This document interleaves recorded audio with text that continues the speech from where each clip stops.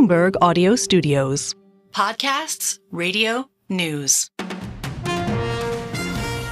This is Bloomberg Daybreak Weekend, our global look at the top stories in the coming week from our Daybreak anchors all around the world.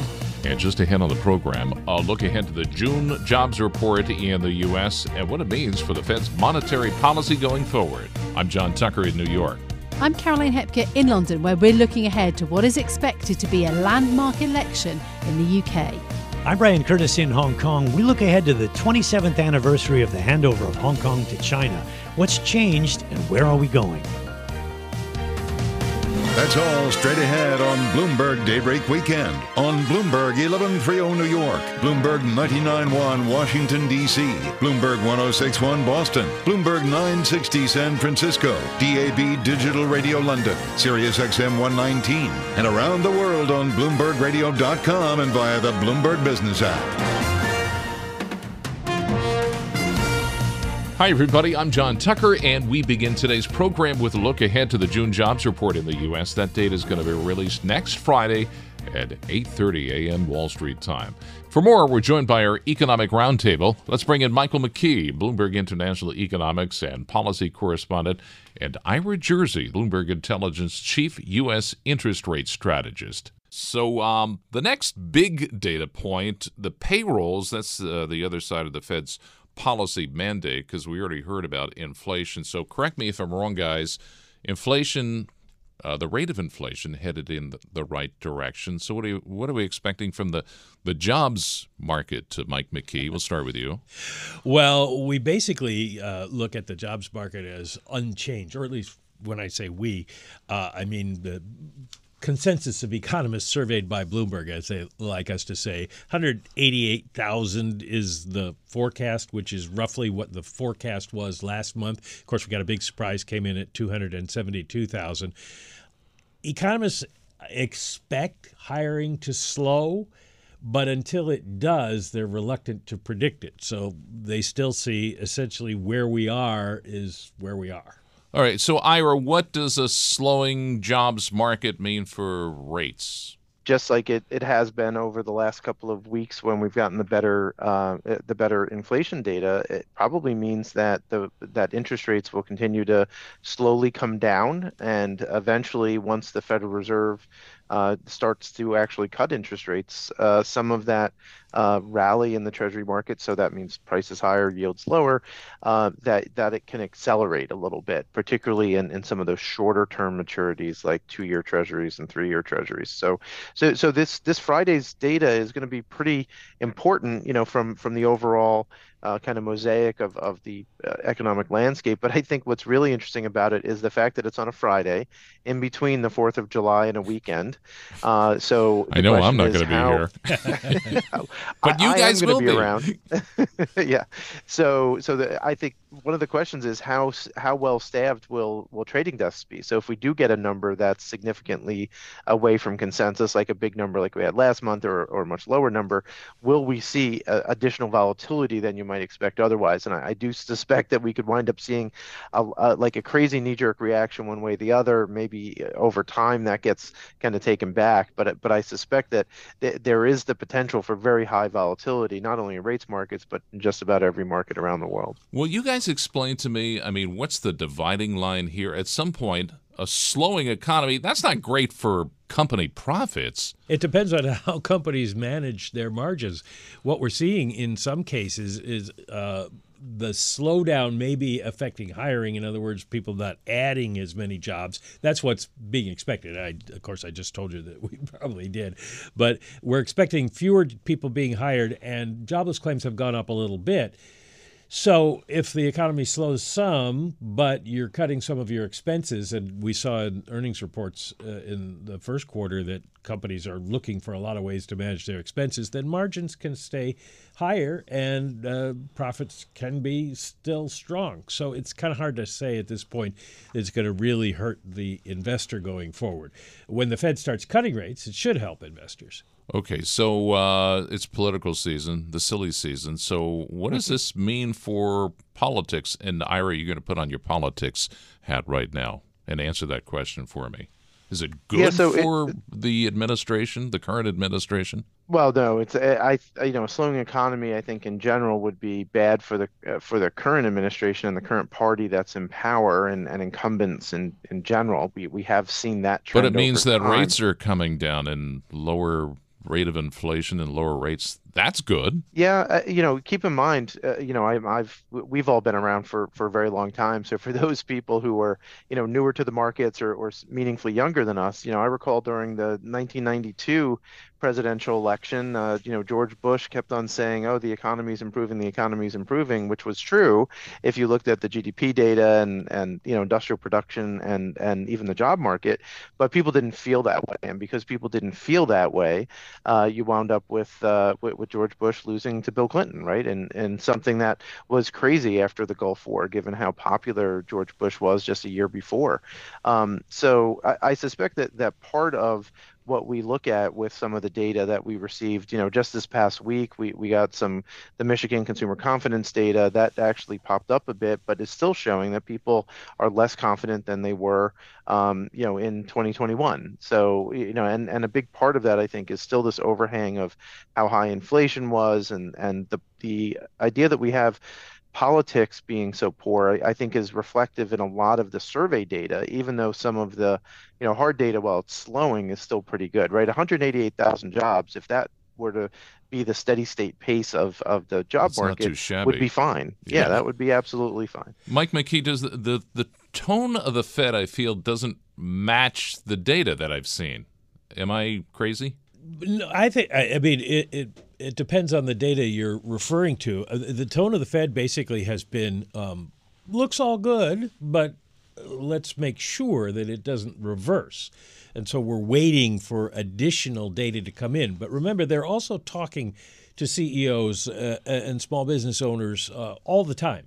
And they have a pretty good read on what the businesses in their districts are thinking they're going to do in terms of hiring, in terms of business, in terms of pricing. So they've got both sides of it covered there. And once they are a little more certain, which would probably be in another month or so, then they probably will look to cut interest rates, and you'll hear much more unanimity on that idea.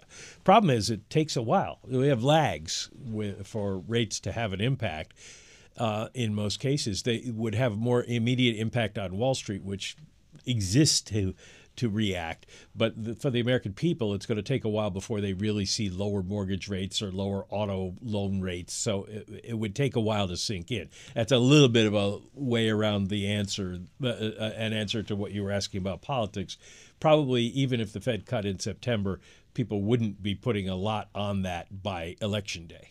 Okay, I'll focus a little more on the mandate that Congress usually follows, but deficits, Ira Jersey. Can we focus on that? Because they do matter, and I don't hear too much rhetoric from the candidates on this front. When the government's competing for capital because it has high deficits, it takes away from the capital available for investment. That essentially drives up rates. Do I have that right? Generally speaking, yeah, additional supply should mean that rates would be higher than they would be otherwise. But the Treasury market is still the safest, most liquid market in the world. So, and is much more sensitive and remains much more sensitive to expectations for the Fed. So yes, so instead of maybe say a 1% decline in interest rates, if the Federal Reserve were to cut, maybe you only get like 0.95 basis points, right? You get 95 basis points instead of 100 basis points in terms of a rally in the rate market.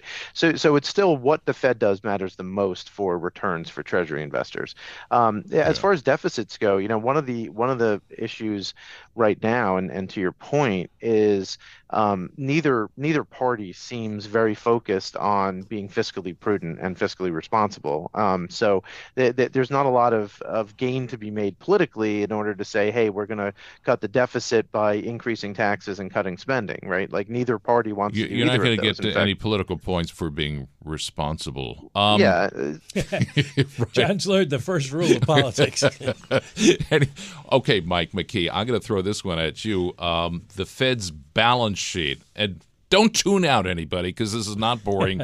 The balance sheet, there's a contraction from the Fed's balance sheet. And the reason this matters is because they were spending a lot to stimulate the economy. Slowly, that's contracting. So what's that going to mean for assets like my stock portfolio if that's contracting and there's no longer stimulus there? Well, it shouldn't mean anything, and so far hasn't meant anything. The Fed has figured out that QT, as people like to call it, it doesn't work the same way as QE, because when the Fed starts stimulating the economy by buying assets, the markets price in the idea that assets are going to go down eventually because it has to end.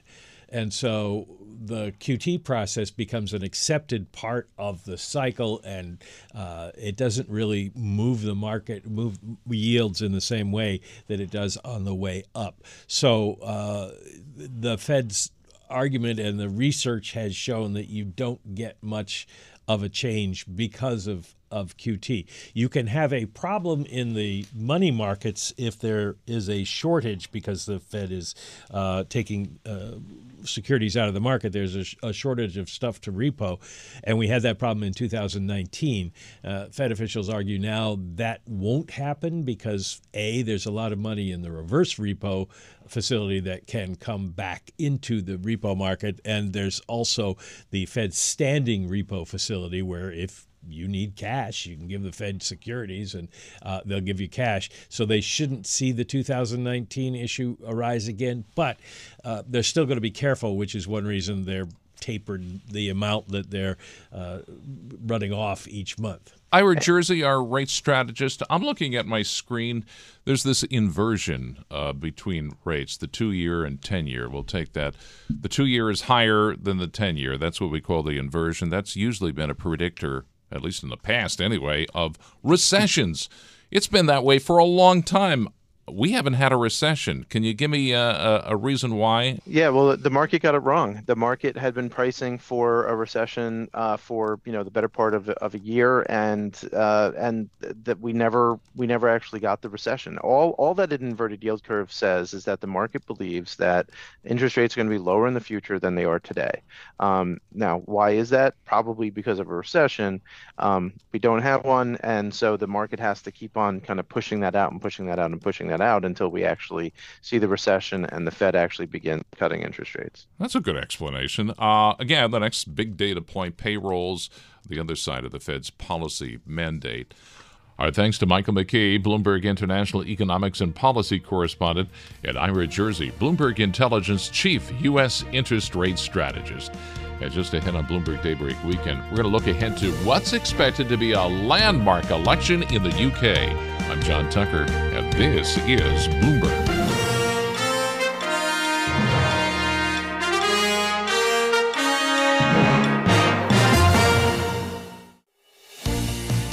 This is Bloomberg Daybreak Weekend, our global look ahead at the top stories for investors in the coming week. I'm John Tucker in New York. Up later in the program, we're going to look ahead to the anniversary of Hong Kong's handover to China and examine its current relationship with China. But first, voters in the UK will go to the polls on Thursday to choose the next government. The opposition Labour Party has had a massive lead in the polls for many months, while the ruling Conservative Party could be on track for an electoral wipeout. Regardless of who wins, the next government will face major economic challenges and fiscal constraints. And for more, let's go to London and bring in Bloomberg Daybreak Europe anchor Caroline Hepker.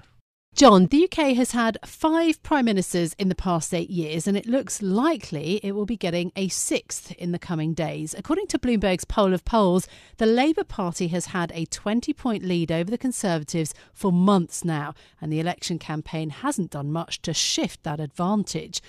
Labour hasn't been in power in the UK since 2010, and some projections see a victory akin to that of Tony Blair's landslide election win in 1997. But the economic context this time is very different. Fiscal space is in short supply, and fears of a repeat of the market mayhem that engulfed the UK in 2022 under the then Prime Minister Liz Truss will prevent any big borrowing binge. Now, both the two main political parties claim that they are the party of business. And that was a key battleground when the Business Secretary Kemi Badenoch from the Conservative Party and her Labour counterpart Jonathan Reynolds took part in our special Bloomberg debate just in the last few days. The Labour manifesto, the Labour agenda, is what we call a pro-worker, pro-business agenda, and the agenda reflects that in its aggregate and total form. It's everything from a better business environment around changes to planning, to tax certainty, to how things like the skills system works. But we want that to deliver growth that every part of the UK and every person within it benefits from. And the employment framework the floor will rise, but frankly, the vast majority of businesses operating in the UK are operating to a higher standard than those sets of proposals. It, I think, provides what I would call a flexibility that works both ways. So it doesn't take away some of the advantages of our labour market, but it delivers in a way which isn't one-sided. And it gives people the chance to feel and participate in the economy, to have the benefits for themselves and their family that they're seeking. And it's been developed very closely with businesses to make sure those burdens are not too burdensome. Kemi Badenoch, developed closely with business. Why has the Conservative Party not tried to introduce those kinds of measures? Because business doesn't want them. I think it is unbelievable that Jonathan would actually suggest that those employment regulations have been developed with business. Which business? Business is terrified of what Labour is selling. And one of the things that's really interesting is to listen to how Labour talks. He's talking about Rishi Sunak being dishonest. He's talking about Liz Truss. This is very personal. They have no diagnosis of the fundamental problems of this country. All they can see is the individuals in the government. There is no, and if you do not have a good diagnosis, you have no solutions. I would ask him what he thinks business thinks of the new employment regulations that are going to make it very hard to hire, strangling employment right at birth, the day one rights that they're bringing in. Businesses, CEO of Asda, Currys, M&S have said that these are terrible regulations. Which businesses have they developed them with? They are bad ideas. Well, I strongly push back on that. And I would just remind you, Kemi, when the Conservative Party led this country out of the European Union, you promised an employment bill. You promised many of the things that are in this package. You didn't deliver on them. That's one of the reasons you've lost so much support. You promised people security in the workplace. They haven't had that. And I don't think anyone could look at the set of proposals being put forward by the Labour Party and say they are unreasonable. And the idea, by the way, there's some sort of continental labour market. These are specific things for the UK that will give people the chance to participate and feel a part and feel the benefits of a stronger economy, which in a way is still, without any question, a better business environment to operate in, and which, frankly, give people the kind of security, the kind of work you can raise and build your family around that everyone should be supporting in the UK. You should be terrified about surrendering your business, the economy, tax to Labour. Absolutely terrified. And the reason why I say that is because the problems in our economy are not to do with flexible working rights. We have some of the most flexible working rights in the world. That is a problem that is solved. We've brought in all sorts of things, working from home, bereavement leave, parental leave, shared parental leave. We have done a lot. The fact that they are fishing in this empty barrel for solutions shows that Labour have no idea what this economy needs. That was Kemi Badenoch, the current business secretary there, speaking to our colleague Anna Edwards in the TV and radio debate that took place at Bloomberg's European headquarters. So that gives you a flavour of how the two main parties are thinking about this campaign. Investors, interestingly, don't seem too worried about the risk of volatility from this election, partly down to the cautious policy proposals of the Labour Party and the Conservatives and the limited room for really big spending plans. Here's the view of Henrietta Packmar, who is head of global fixed income at Allspring Global Investments, on that point. So the UK government is likely to have issues, yes, absolutely. They're going to have to make some tough choices in terms of what they choose to fund and how they choose to fund it. So the markets are going to be watching them like hawks, and the long end is going to be the more volatile area there. So really interesting to see how they react. Do we get the same volatility as we had in the Truss sort of moment in 22? I do think one difference compared to that time is the technical environment is a little different given what we lived through in that period. So some of the leverage in the system isn't going to be quite as acute. That being said, I do think that the markets, and it's not just the UK, are going to look to keep a lid on spending generally at a sovereign basis. At the short end of the gilt curve, how many BOE cuts are you expecting this year? Our call has been that the BOE would come after the ECB's. So at this point, probably a couple of cuts from starting the UK. In August? possibly in August, depending on the data that we get between now and then. We think that probably makes sense given the sort of inflation progress that the UK has made so far and the sort of growth prospects as well. That was Henrietta Packamar from Allspring Global Investments speaking to Bloomberg's Lizzie Burden. The economic outlook for the UK is improving. Inflation hit the Bank of England's target of 2% in the recent print. Bloomberg Economics is also expecting 2 interest rate cuts from the Bank of England this year and growth for 2024 of 0.8%. That would actually be an improvement on 2023. Business groups want the next government to tackle some of the longer-term issues facing the UK economy. Martha Lane Fox, president of the British Chambers of Commerce, told us recently of the massive skills shortage that is holding back growth for many businesses. We're not going to be able to make our businesses more competitive globally, but also just grow the economy, as every single politician has said ad nauseum in the last few weeks, if we don't make sure we've got the right talent to do it. And it's depressing that nearly 3/4 of our businesses are feeling anxious about skills in their business. And crucially, in my opinion, feeling anxious about 2 enormously important areas of skills development over the next decade: AI, digitization, and the green economy, where we're going to need people if we're going to build a modern, robust economy for 2030, 2040. What is the message to the next government then in terms of laying the groundwork for skills from here? Well, I think the first thing is to really recognise the issue. And when I first became president of the BCC 18 months ago, I come from the technology sector predominantly. I'm used to never having enough skills because you're always inventing stuff. You don't really have the right people. But I was so shocked by the skills issues across every sector, every bit of the country that I went to, whether it was hospitality, whether it was social care, whether it was advanced manufacturing, defence, whatever the area I was lucky enough to be understanding. So I think there are some things that are working. And one of the things that we run at the British Chambers are the local skills improvement plans. We run them on behalf of the government. They're great.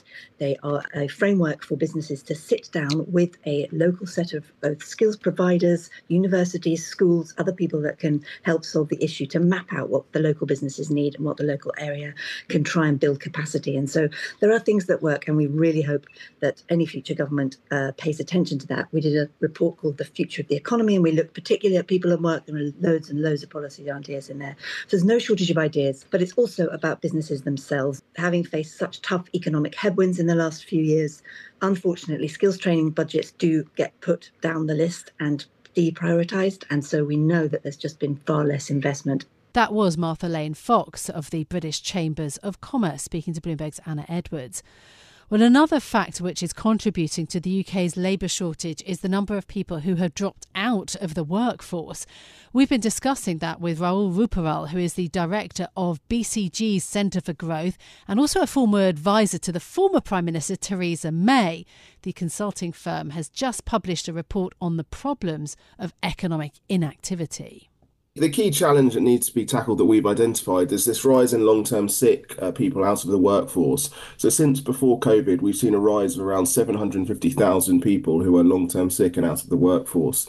And that is a significant rise and makes the UK an outlier compared to its peers. So the UK's economic inactivity has risen by over a percentage point, whereas most EU countries have seen it fall by over 2 percentage points. So we're really on a completely different trend to everyone else. And I think the impact of this is significant. We looked at the potential size of the prize in terms of both economic and fiscal gains if you reverse some of this rise. And it could free up over the next 5 years, over the course of the next parliament, between 35 billion and 57 billion in fiscal funds by reducing the number of benefits payments and improving the tax take. And it could also boost GDP by up to 3% over 5 years. So these are really big numbers and show that tackling some of these complex health challenges and complex economic challenges is actually the best way to look at generating growth and fiscal revenue compared to some of the tinkering we've seen debated in recent weeks. Do you get the sense that the big parties are really taking this issue seriously? Yeah, look, I do think it is an issue that they take seriously for a couple of reasons. One is obviously the significant fiscal costs that I've outlined. And I think, in a very fiscally constrained environment, freeing up 30 to 50 billion over 5 years is a significant amount and something that both parties take seriously. And we've heard talks about the benefits bill, etc., during the course of this election. But I think they've often talked about the wrong thing and not looked at the fundamental drivers as we are here. And then the second reason is, we have still very low unemployment, very high employment, and a very tight labour market. Having a very tight labour market and this number of people out of the workforce is going to have a long-term effect on the supply potential of our economy and effect on growth. So for both those reasons, and then we also add in the fact that we have, this has an effect on people's health outcomes and people being sicker. So three really big reasons there why I think both parties are aware of this issue. That was BCG's Raul Ruparal speaking to Bloomberg's Stephen Cowell and Jack Sidders.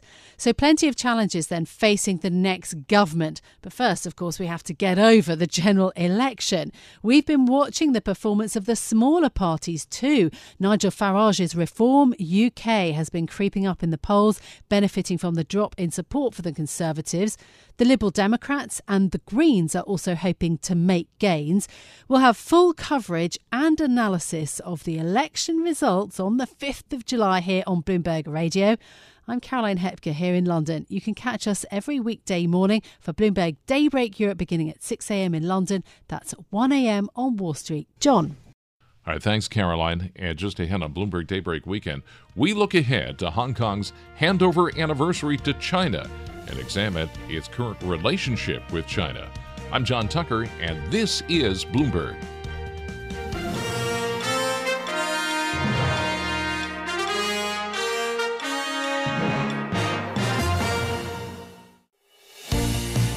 I'm John Tucker in New York with your global look ahead of the top stories for investors in the coming week.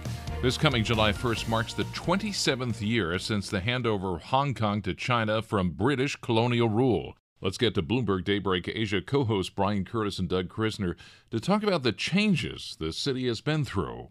John, the anniversary of the handover puts Hong Kong back in the global spotlight. Establishment Day, as it's called here, means different things to different people. Hong Kong's chief executive John Lee says the anniversary will be a day filled with joy. Now, that will be the case for many loyalists who see the return of Hong Kong as a key moment in China's rise. But for many others, it will be a day of frustration. Since the handover itself, in addition to celebration, July 1st had been a day of peaceful protest for promises not yet kept. It was a day when hundreds of thousands of people would march from Victoria Park to Central, calling for more democracy. But all that changed in 2020 when Beijing imposed a national security law. Since then, no large protests have been allowed. Meantime, Hong Kong has also faced challenges on the economic front, the pandemic, the protest, and U.S.-China tensions, all weakening the economy. The property and stock markets have seen aggressive declines. As an example, the Hang Seng is down 36% over the past 5 years, and the region has seen an exodus of local residents and foreign professionals. So joining us now for some insights on where Hong Kong is heading is Jenny Marsh, Bloomberg team leader for Greater China EcoGov, and Alan Wong, Bloomberg China EcoGov editor. So Jenny, let's start with you. Let's examine really what's changed here since the handover. Freedom of the press, the rule of law, the independence of the judiciary, and political opposition all have been severely diminished. And a recent example is Lord Sumption, one of the UK judges who resigned from the Court of Final Appeal. He said the rule of law here has been, quote, profoundly compromised. So my question to you is, how much has the high degree of autonomy actually been eroded? As you say, there's been many ways in which, China has made this huge push over the past 4 years to sort of really make sure that it has Hong Kong under control in all the ways that Xi Jinping thinks matter. So, that is sort of wiping out the opposition from the legislature. It's not having this sort of rambunctious kind of free press that we used to have. It's making sure that people like Jimmy Lai, who had long been a thorn in the side of Beijing, are under control. So what you have now, Hong Kong, there's a sort of outside perception, I think, that Hong Kong has become another Chinese city, which I think, on the ground is not what it feels like here. But for sure, there have been huge changes in sort of what you can say here, what you can print, and the way that the political system works. And the result of all of that has been that the Communist Party feels that Hong Kong is now firmly under its control. And for so many years, Hong Kong was given all these freedoms to have the kind of street protests that you laid out that were really kind of a symbol of sort of what made Hong Kong so different from mainland China. And the erasure of that, sort of the result is that in many ways, Hong Kong feels more similar to mainland China. But of course, there are still some really big differences here. And I think, chief among them is the fact that we still have a free internet. And there have been cases that sort of dip their toe into testing the limits of that, such as the government's injunction on the Glory to Hong Kong song. But overall, the internet here is still free. There's still much greater freedom of speech here than in mainland China. And on the courts, there's still the common law system here. It's a very different legal system to the one in mainland China. And while, we are seeing sort of the foreign judges backing off, they're pulling away from the Court of Final Appeal because they don't feel they can sort of uphold this system where the national security cases are going through the courts. It is still a very different legal system to mainland China. So, I think overall, we've seen the liberal freedoms that we had here, the way you could push for democracy, all that is over. It's a new era for Hong Kong. So, essentially, Xi Jinping has it under his control. But now the question really is, can Hong Kong continue to walk that fine line? Where does it end? Is this the Hong Kong that Xi Jinping wants, or is there more to come? So the rights that you're describing there have been pretty much enshrined in the mini constitution, the basic law. But now, as I understand it, the national security law from China is above where the basic law had been. So, Alan, is there a case to be made that in some way Beijing is violating the terms of the handover? Some foreign governments have definitely made that case, saying that what China did with Hong Kong by imposing the national security law is a violation of the Sino-British Joint Declaration that saw Hong Kong return to Chinese rule back in 1997. China would claim that it has every right to protect its national security, but I think for observers, what's important is that when they look at Hong Kong and see the headlines, they're seeing that the July 1st march has been curbed, and the annual June 4th commemoration of the Tiananmen Square massacre was also curbed. So those events were only allowed in Hong Kong, across China, and they for a long time was seen as a symbol of Hong Kong's freedoms, and that distinguish Hong Kong from the rest of China. So that's now gone, and so if you look at why they created this one country, two systems framework for Hong Kong's return to Chinese rule, those distinctions are being erased, and it's no wonder that people question if China's actions amount to a violation of the spirit, if not the letter of the initial design. The protesters were calling for that which was promised, as I mentioned earlier. And you wonder whether or not, what was the catalyst for China feeling as though that they had gone too far? And I'm also curious, Alan, whether or not you think that the U.S. and the U.K. and others actually hurt the political aspirations of Hong Kong protesters by being so supportive. I know that sounds funny, but some would make that claim. I think it's a legitimate claim, and some, a question that I'm sure historians will ask themselves going forward. The China and the Hong Kong authorities, they have now branded the 2019 protests as some sort of a color revolution, which generally means that people trying to topple the Communist Party. That would be a crime, in many places. But I mean, any reporter in Hong Kong covering those events could tell you that, people weren't out there. Most people weren't out there to try to overthrow the government. Most of them were responding to what they saw as police abuse in their enforcement action against protesters, as well as a demand for greater freedoms in electing their own leaders and lawmakers. Let's talk a little bit about the demographic shift. We have been alluding to the fact that there has been a bit of a brain drain happening, while at the same time, from what I'm understanding, the World Bank is saying that Hong Kong has the world's lowest fertility rate, and nearly 30% of the population will be 65 or above by 2040. So, Jenny, is there kind of a crisis happening when you look at the demographics? Absolutely. It's not just Hong Kong. Hong Kong's sort of trend of this aging population is in line with what we're seeing in other parts of Asia. Japan, South Korea, and increasingly China having similar problems. But in Hong Kong, it is acute. And it hasn't been helped by the political problems of the past few years. There's been a big sort of exodus of talent overseas. The UK has this visa program now, which has seen, tens of thousands of Hong Kongers leave. Most of those are young people. Exactly the kind of people, from an economic point of view that you'd want to keep in the city. That's an issue for the Hong Kong government. At the same time, in terms of sort of overall population, we did see this big exodus during COVID and in the wake of the protests, and when the UK and other nations such as Canada opened up visa programs. The government says now that the population actually has sort of replenished back to sort of the figures we were at pre-COVID. But I think what you have seen is a demographic shift. And so where we did sort of, lose people from mainland China have come in and sort of replaced those parts of the population. It's hard to know exactly how many foreigners have left.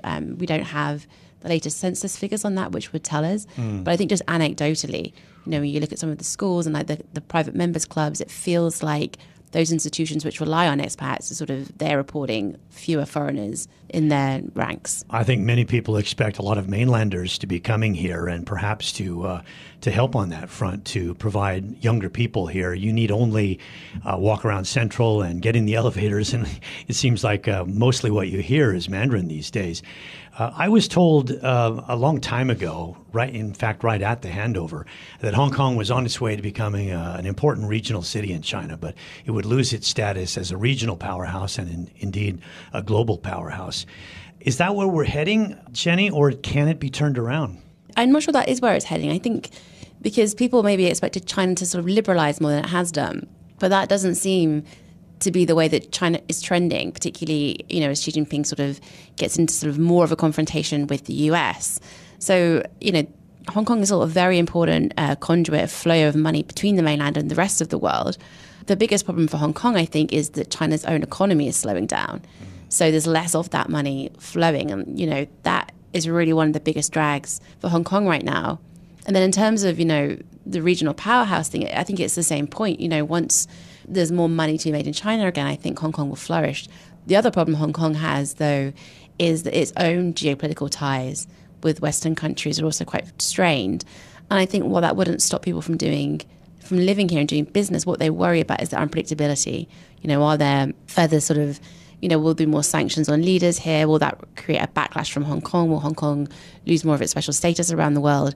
That sort of adds instability, which I think is a risk to the city's future as a financial hub. No doubt about that. I mean, we know Hong Kong for that reason, being a kind of a gateway into China. But is there a move, Alan, underway to try to diversify the economy in any way, away from financial services, away from banking? Hong Kong is certainly trying to diversify. For the longest time, it's always put all its eggs in one basket, which is China.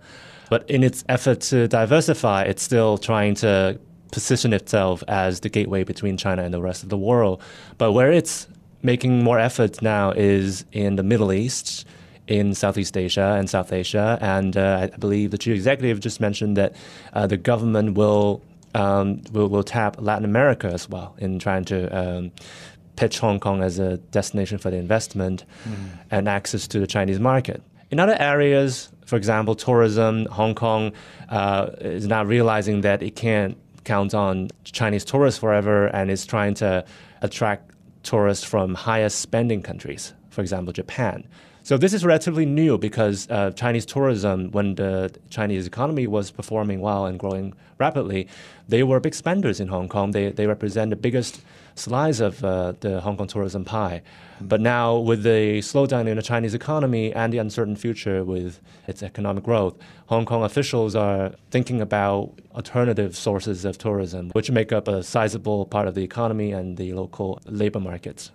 Alan, thank you so much for joining us. Alan Wong, Bloomberg China EcoGov editor, and Jenny Marsh, Bloomberg team leader for Greater China EcoGov, with us here on this look at Hong Kong on Establishment Day as it approaches in the coming week.